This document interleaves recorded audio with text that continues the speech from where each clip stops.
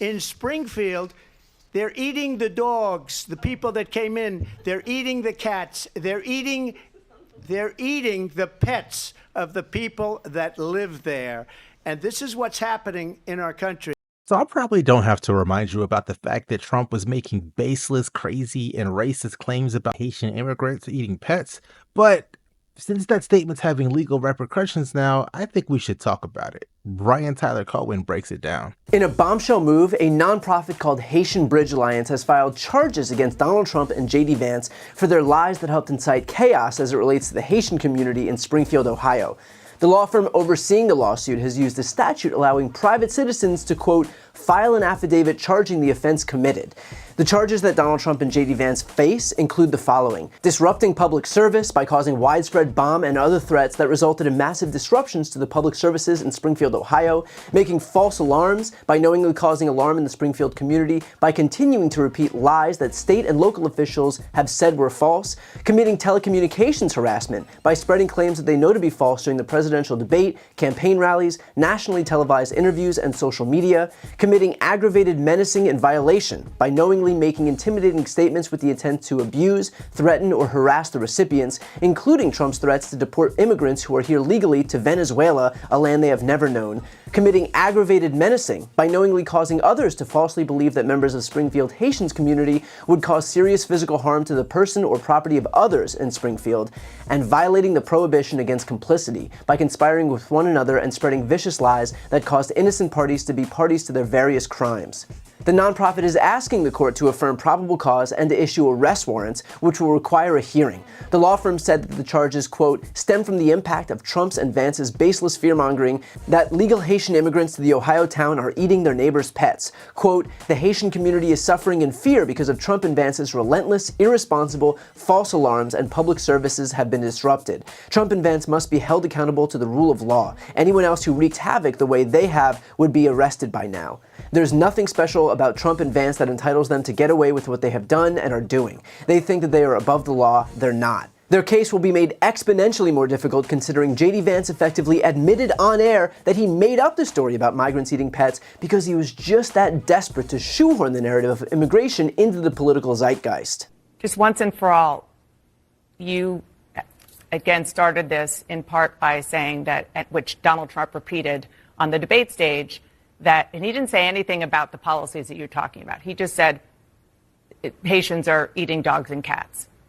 Can you affirmatively say now that that is a rumor that has no basis with evidence?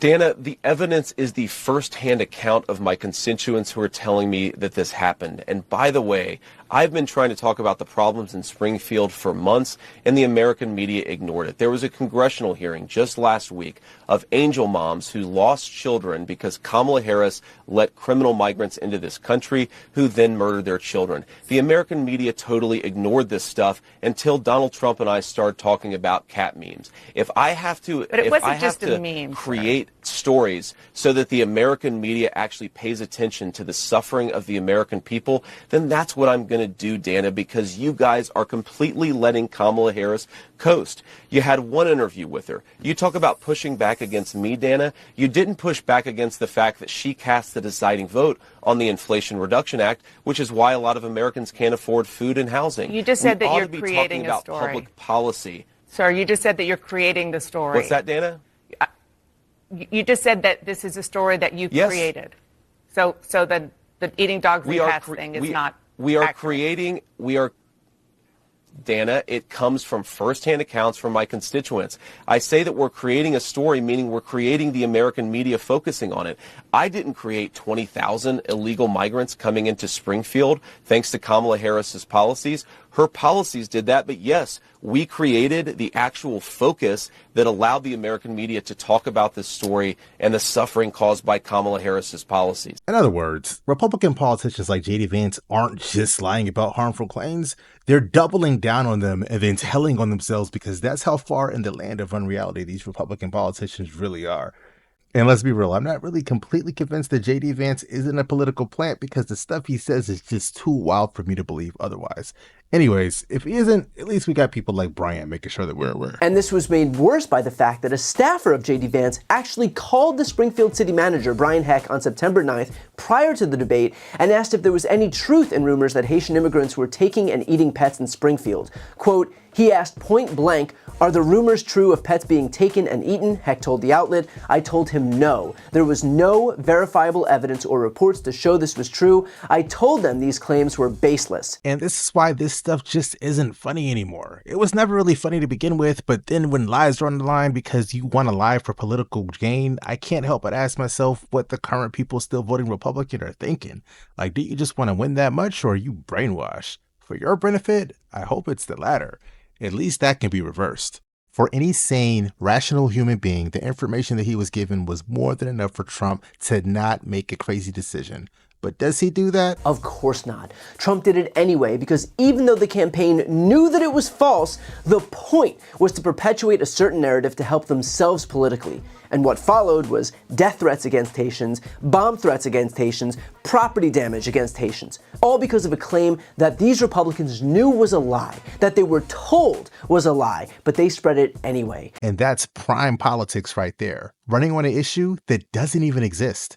Maybe now you can understand why regular American people hate politicians. And while Democrats are not to be absolved, Republicans are worse by every single metric. They don't care whose lives they have to put in danger so long as they can derive some marginal political advantage from it.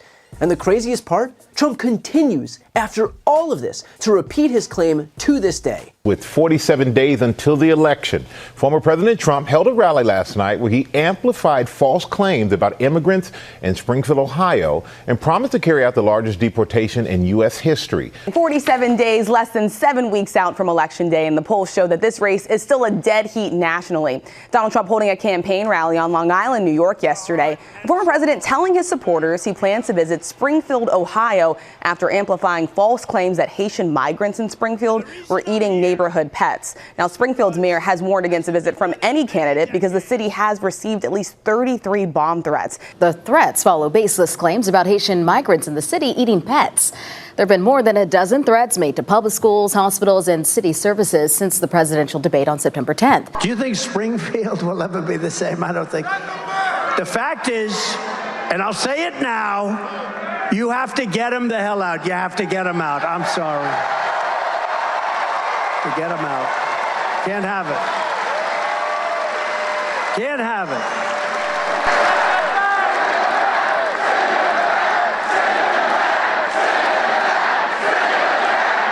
Yeah, I think you get the point. Our politics is kind of a circus right now. Anyways, this is my new channel, so if you like, please like and subscribe. I'm trying to grow this channel up so I can talk about more political news.